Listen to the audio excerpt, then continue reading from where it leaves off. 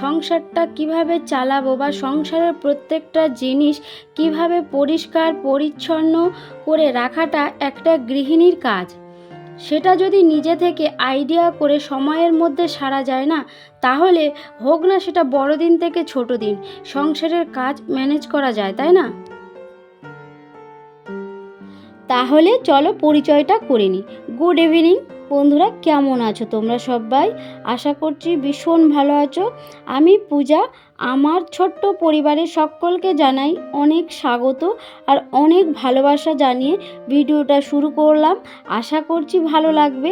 আজকে না সকাল থেকে ভিডিওটা শুরু করতে পারিনি, অনেকটা ব্যস্ত ছিলাম, তাই বিকেল থেকে ভিডিওটা শুরু করলাম। এই যে খাওয়া দাওয়াটার পরে একটু রেস্ট নিয়েছিলাম।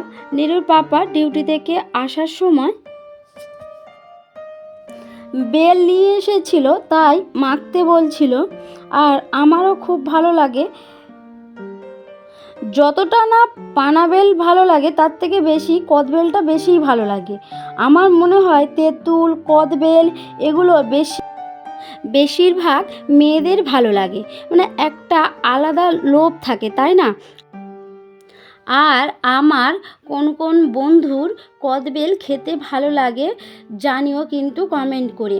বেলটা মেখে ওদেরকে দিয়ে এসেছি আর আমিও একটু খেয়ে নিলাম, তোমরা দেখতেই পাচ্ছ। আর তারপরে না ছাদে সকালে অনেকগুলো জামা কাপড় মেলে দিয়েছিলাম, তো সেগুলো তুলে নিয়ে এসে আর এই তো ভাঁজ করে গুছিয়ে রাখছিলাম। আর যেহেতু সন্ধ্যাবেলা তো মানে আমার তো বিকেলবেলা কাজটা একটু কমই থাকে,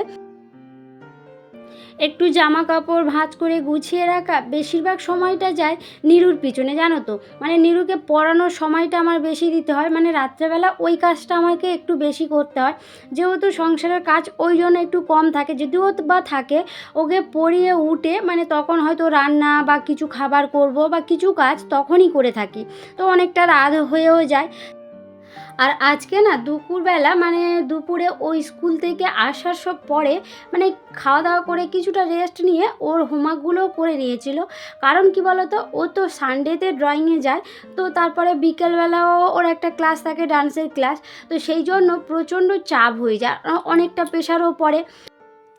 তাই ড্রয়িং ক্লাসটা একটু আগে মানে ওই যে সানডে থেকে এই যে মঙ্গলবার বিকেলবেলা করে নিয়েছি, তা ওর পাপা ওকে ড্রয়িংয়েও দিয়ে এসেছে। আর তাই না আজকেও রাতে ওকে পড়তে বসাবো না, তো অনেকটা সময় থাকবে, তাই ভাবলাম যে আজকের কাজের সাথে পরের দিনের কাজ কিছু আগিয়ে রাখি। তাহলে কি হয়, মানে এই যে ছোট একটা বেলা হয়ে যাচ্ছে, যত শীতকাল আসবে তত বেলাটা ছোট হতে শুরু হবে, তো তখন সময়ের মধ্যে কাজগুলো কিন্তু করা যাবে না। যদি এরকম প্রত্যেক দিনের কাজের সাথে কিছু কিছু কাজ যদি আগিয়ে রাখা যায় না, তাহলে অনেকটা সুবিধা হয়, তাই না? এই যেমন আমি কিছু কাজ করে রাখছিলাম সকালবেলা উঠে,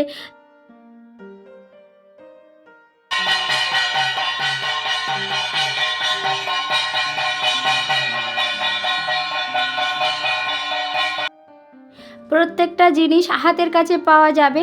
যেমন নীরুর স্কুলের সমস্ত ড্রেস বা যেসব জিনিসগুলো লাগবে সেগুলো গুছিয়ে একটা জায়গার মধ্যে রাখছিলাম।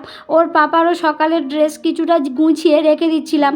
তাহলে কি হয়, সকালবেলা উঠে আর ওগুলো খোঁজাখুঁজি করতে হবে না যে এটা এখানে ওটা ওখানে, এরকম একটা ব্যাপার হবে না। সেই জন্য সব এক জায়গাতে গুছিয়ে রেখে দিলাম। কি বলো তো, আমরা না মানে কাজ না থাকলেও মানে গৃহিণীরা কাজ না থাকলে দেখবে কোথা থেকে কত কাজ চলে আসে, তাই না বলো?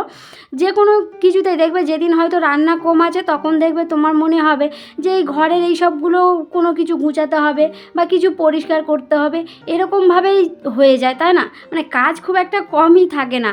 তো সেই রকম ব্যাপার আজকেরও আমার হলো, মানে নীরুর পড়ানো নেই যে আমি একটু রেস্ট নেব তা না, যে আমি ভাবলাম যে এগুলো এক্সট্রা কাজগুলো একটু গুছিয়ে রাখি, তাহলে কালকের আমার সুবিধা হবে। তো সেই জন্য কিছু মশলাও করে রাখছিলাম, ওগুলো সব শেষ হয়ে গেছিলো। ওই বাড়িতে গিয়েছিলাম, মানে বাবার বাড়িতে যখন গিয়েছিলাম ফ্রিজটাও অফ ছিল, তো অনেক কিছু জিনিস বাইরে বার করেছিলাম আর বাদবাকি বেশিরভাগ জিনিস খাওয়া দাওয়া হয়ে গেছিলো। তো সেই জন্য এই যে লঙ্কাগুলো একটু শুকিয়ে গেছিলো, তো ওগুলো ফ্রিজে রাখলে সেই ওরকমই অবস্থা হবে, মানে খুব একটা ভালো থাকবে না। তাই ভাবলাম ওটা একটু বেটে যদি রেখে দিই তাহলে অনেকটা দিন থাকবে, বা নিয়ে আমি তাড়াতাড়ি রান্নার মধ্যেও করতে পারবো। তো সেই জন্য ওগুলো বেটে রাখছিলাম, একটু পেস্টগুলো যেমন আদা রসুন তারপর যেগুলো লাগবে আর কি, তো যেই সবগুলো রয়েছে সেগুলোও পেস্ট করে রেখে দিচ্ছিলাম। আর কিছু সবজিও কেটে রেখে দিলাম। আর এদিকে না নিরুর জন্য মানে বই, ওকে আজকে বললাম তো যে আমি পড়তে বসাবো না, আর ওই যে বইগুলো মানে কালকে লাগবে তো সেগুলো গুছিয়ে ব্যাগের মধ্যে রেখে দিচ্ছিলাম, মানে যে সবগুলো সাবজেক্টগুলো কালকের ওর স্কুলে প্রয়োজন তো সেগুলো রেখে দিয়ে রান্নাঘরে চলে গেছিলাম। তো একটু কিছু খাবার বানিয়ে নিয়েছি ওর জন্য, একটু মানে জ্যান্ত মাছ দিয়ে একটু আলু দিয়ে পেঁপে দিয়ে তরকারি করেছিলাম, আর আমাদের জন্য একটু নদীর মাছের ঝাল করে নিয়েছিলাম, আর তেমন কিছু করিনি। তো এই তো, আর ওকে ওই তো খেতে দেবো, মানে ওকে আগে খাইয়ে দেবো তারপরে আমরা একটু খাওয়া দাওয়া করবো। আর ও অনেকটা খুশি ছিল দেখে, তোমরা বুঝতে পারছো, মানে ও একটু করছিল আর কি। তো আমি সেই জন্য জিজ্ঞাসা করলাম যে তুমি এত খুশি কেন আজকে?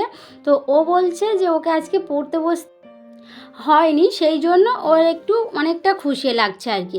তো ও দুপুরবেলাতে ভাতটা হাতে তুলে অল্প একটু খায় দুপুরে, তো তারপরে হয়তো গালে ওকে দিতেই হয়। আর সন্ধ্যাবেলাতে না একদম হাতে তুলে ভাত খেতে চায় না, ওকে গালে দিতে হবে, যেহেতু ছোটো আছে দিয়ে থাকি। তো বলছিলাম যে তুমি নিচে এসে খাও, সেটাও খাবে না, তো উপরে ওকে খাইয়ে দিলাম দিয়ে। আর ওর পাপা একটু বাইরে গিয়েছিল তো বাড়িতে ছিল না, আর ওকে খাইয়ে দিয়ে বললাম যে তুমি ঘুমিয়ে পড়ো, তোমার পাপা আসলে আমরা খাওয়া দাওয়াটা করব। আর এরই মধ্যে না আমার সংসারের কিছু কিছু জিনিস শেষ হয়ে গেছিলো। তো দেখবে দোকানে যদি যাই তো একটা মনে থাকবে একটা মনে থাকবে না, তো আমি কি করি, হয়তো যে জিনিসটা শেষ হয়ে যায় সেটা একটু লিখে রাখি, রাখলে কি হয় একই সঙ্গে সব কিছু নিয়ে আসা যায়, তাহলে আর বারবার মানে যেতে হয় না। আর যদি বলতে পারো আমাদের ভুসিমাল যে দোকানগুলো আমাদের বাড়ি থেকে প্রায় অনেকটা দূরে রয়েছে, তো সেই জন্য এরকমভাবে লিখে রেখে দিলে সব কিছু নিয়ে আসা যায় আর কি। তাহলে বন্ধুরা আজকের ভিডিওটা এই পর্যন্ত জুড়ে যারা রয়েছো তাদের কাছে রিকোয়েস্ট করব, এই বোনটি বা এই দিদিটির ভিডিওটি যদি ভালো লেগে থাকে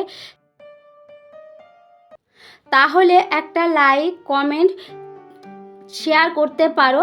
চাইলে তোমরা চ্যানেলটাকে সাবস্ক্রাইব করে পাশে থাকতে পারো। আর আমার কোনো যদি নতুন বন্ধু ভিডিওটা দেখে ভালো লাগে কমেন্ট করে জানাতে কিন্তু ভুলো না।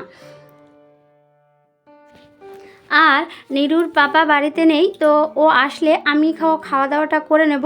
আর নিরুকে এই তো খাওয়া দাওয়াটা করিয়ে দিয়েছি, ওকে ওই ঘুম পাড়িয়ে দিচ্ছিলাম। আর তাহলে বন্ধুরা ভিডিওটা এখানেই শেষ করছি, তেমন কোনো আর কাজ নেই, খাওয়া দাওয়াটা করে শুয়ে পড়বো আর কি। তাহলে বন্ধুরা ভিডিওটা এখানেই শেষ করছি, দেখা হচ্ছে এরকম কোনো একটা আমার সাংসারিক নতুন গল্পের ভিডিওর সাথে। আজকের এই পর্যন্ত, টাটা।